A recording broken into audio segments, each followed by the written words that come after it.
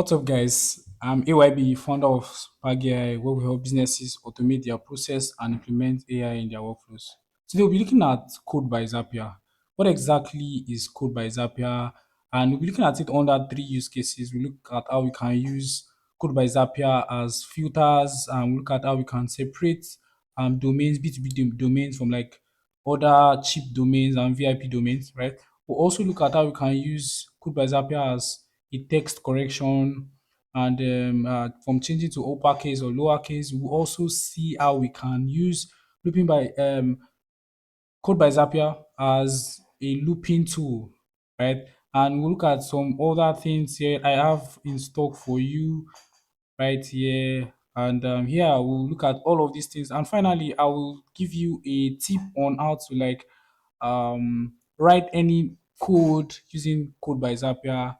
And then, yeah, let's jump straight into it. So, the first thing I want you to understand is that I want you to understand some terms, right? These are terms that you need to know before you anything, start using Code by Zapier. The first thing is that a string. A string is, in simple terms, just like a string. It's just a like simple piece of text, right? Something like hello world, like I there. So that's what a string is. Like no addition of any word, just a piece of text, right? And then we also have arrays, right? An arrays an array is a list of items represented with just these square brackets, right? You can see this is not an array. This is just a list of this also a list of items, but the items are like same items. But if you have the items different, that's when it is called an array. So and for guys that use make.com, you will know that there is a tool in make.com that allows to separate arrays and it's called iterator, right? And we also have what we call objects. So an object is a collection of data that has key value pairs, something like this: key value, key value, key value, right? So these are like, and now, so this entire thing you are seeing is a property of the ID card object. So the entity is the ID card, right? And every of these properties are yeah, are the properties of that particular entity, right? And then the last one is JSON. What exactly is JSON? JSON is JavaScript object notation, is the acceptable format of transferring or transporting data from one web app to another. I.e., let's say you're moving a data from like Slack to your Google Sheet, or you're moving leads, the name of leads from your CRM to your project management tool. We transfer every of that data in form of JSON. So you can see an example of a JSON payload, like very this is just small. But if you see that now we can see the square brackets and it contains multiple lists of items. You can see multiple lists, right? Square bracket is enclosing the entire store. So this one is the object, right?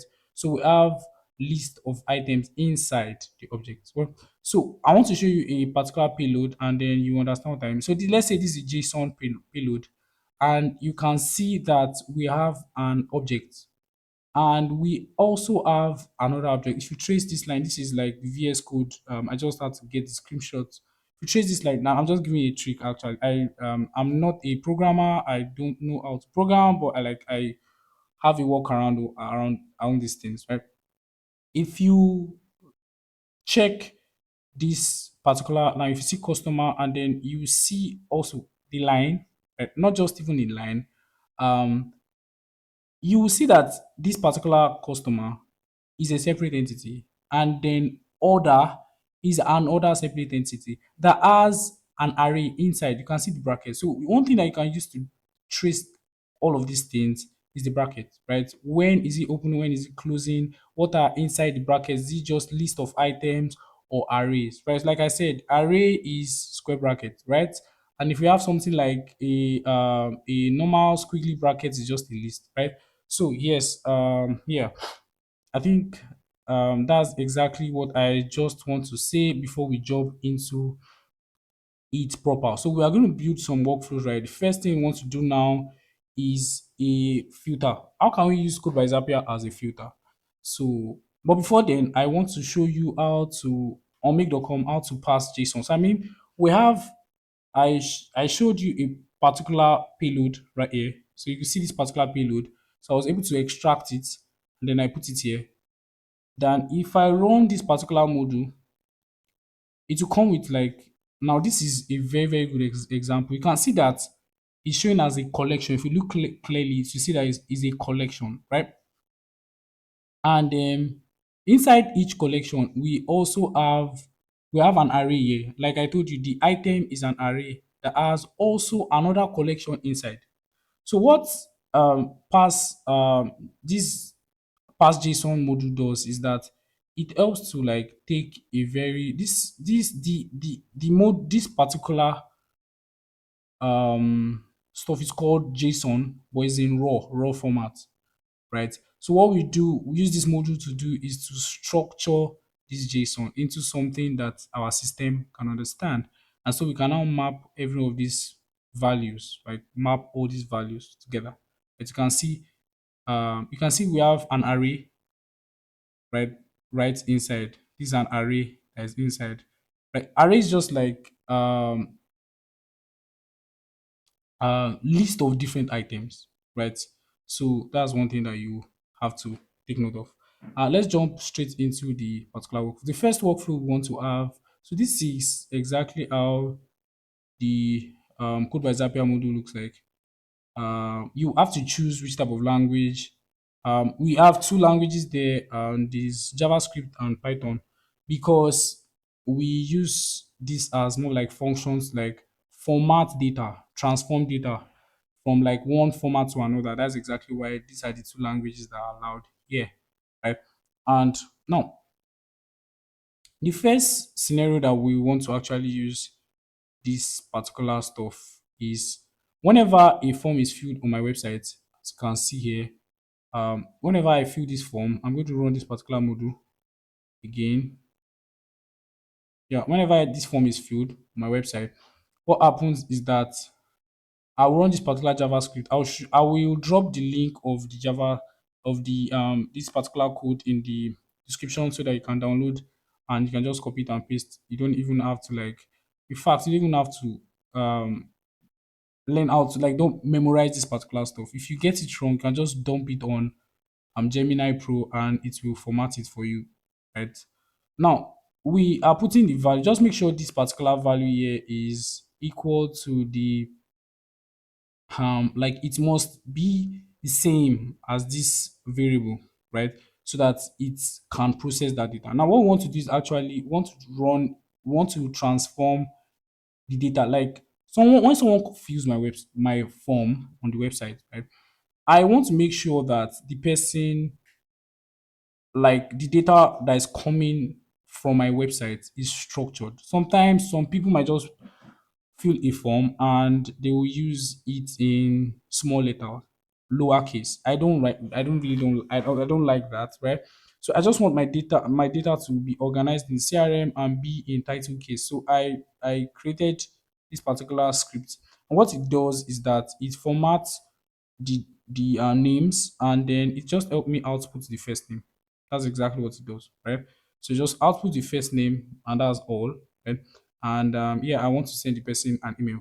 So if I run this particular step now, you see, if I run this particular step,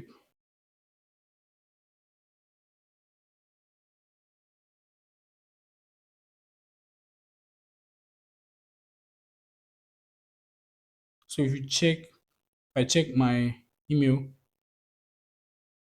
I should get another email right here. Now can you see your name is formatted well. So I said hi James. Your name was formatted well. It was formatted from James. That's like the one on the James Wadi is the one on the form because it was written um in in lowercase, right? And then I formatted it to something that has title case. So that's exactly how that particular script works. So it just transform that that data point, that particular data from a lowercase into a title case. That's one use case, right, of using code by Zapier. The other one It's a much more sturdier workflow. And whenever somebody fills my form, is also a form field. Whenever someone fills our form, right, what it does is that the form is the contact form that is on my website. This particular form here, yes, this particular form here. What happens is that we run a script, and that script is very very simple. And what I'm doing is that I'm going to create a variable here called sender email, and I'll just put the person's email here. And what happens is that it extracts first is it extracts the person's the domain of the company from the email, right? It helps me filter any email that is from a free provider. As you can see, Gmail, Outlook, all these won't fall in a free provider particular stuff. And yes, it runs this particular thing and outputs business lead if the person has a business email. But if the person does not have a business email, it will just output an empty field. So I want us to test this particular stuff right now. So if the person that fills the form has this particular um has a very good a business email, right? I added a particular path, right? And this path says that whenever the the status or the type of lead is equals to business, if you can see if the or let me see.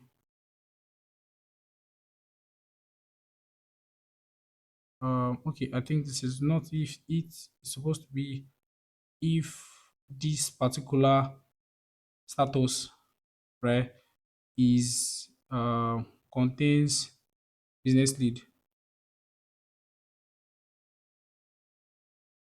right? So it's ought to like be green because that is like a business lead. As you can see, it continues and proceeds to the next step. What will happen is that if I run this particular if I run this particular stuff, sends a message to my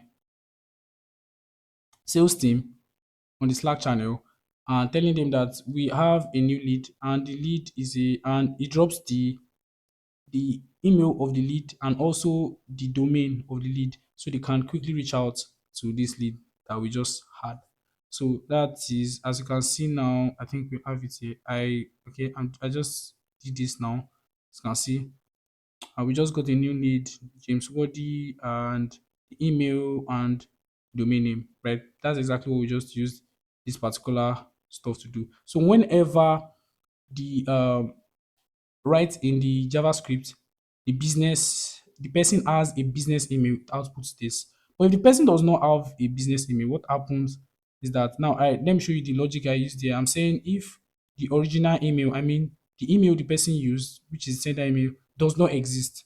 And because the reason why I said does not exist is because if we run this particular JavaScript, it will only output data when that particular email is a business email. If it is a free provider, it will not output any data. It's just blank, right? And if it blanks, it will just then we're now like, okay, if this thing outputs empty, if that particular field does not exist, then you can now send this person to our Airtable account and register the person as an email because I want to put the person on a newsletter, right? So it's just like I really don't want to waste the fact that they are not a business lead does not mean that we cannot still sell to them in the nearest future. So that's exactly how this particular workflow works, right? So and the third use case for this particular for Code by Zapier is a very easy one. And what happens in this particular workflow is that you can watch my video on looping by Zapier, you understand. So instead of using loop by Zapier to actually run this particular workflow, what we are doing is that we use Code by Zapier, right? So we are saying whenever a particular time, once it's 2:45 every week, what we'll do is that we'll go to our spreadsheet and then we check for the data, and then we'll pull all of this data. The reason what we just want to find is just the guys that have paid, right? Want to know that, okay, as this guy paid. So if any of the guys on our spreadsheet have paid, what we'll do is that on this script we are saying we added. Now I'm not like, I didn't come up with this script. I just like went to Gemini, and then I prompted, and I just got this particular um this particular script, right? So you can do that. I will still drop it in the comments so that you can use it. Right. So what I did here is, now we have their names, now we have their emails, their the product. Now, and you understand how looping works. You Each of these particular stuff are line items, and then you want to send email to all of them at once with just one module. That's exactly why Code by Zapier is actually very, you can run multiple action with just one script. That's why it's very, very important. So what we are doing now is that um, we are inputting the variables, and after we are doing that, we are converting this variable, and we are getting the we are filtering it, and we just want to get the guys that are paid, right? And after we do that, we'll convert the full name, because these guys stuff like this their full name, right? We want to send them an email, so we just need their first name. So we format that to their email. So you can see that this thing is doing more than one thing. It's filtering, and is also formatting the name, right? And after that, we are now converting the entire stuff into if a an object, and so that we can send that particular email to them. So if you run this particular module, now what happens is that it sends an email. So this is it. So we have this in the email here, right? And then we have this particular stuff here. Hello, we have made a payment. This is the email that I want to send. We have received your payment, right? Kindly um download the receipt here, something like that. Now, why this is very important is because we are going to send this email. This email is going to send to all of the guys that have the status paid. That is why this is a very, very good email, because it will send to every one of the guys that have the status paid. So let's try it. So let's have I have an account here. I want to run this particular module. But the issue is that I once I run this particular, I have to like change the time, and I don't want to do that. But if I run this particular module, you see that you get sent to one person, right? But if I publish this particular workflow, and it is actually time, let me see if I okay. Let me get the next. I'll have to pause this video and then come back. So let's say the next time is 3:30. So by 3:30, I'm going to come back, and it's going to send emails to the people that we have here, right? So let me publish this particular stuff.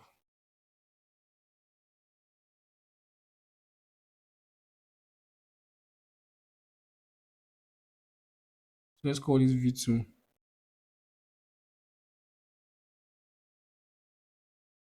So notice 3:30, and before then we're going to get. So I'm going to get an email here in my account, right? And I'm also going to get an email here. So I'm going to get an email here, right? And then I'm going to get an email in that order.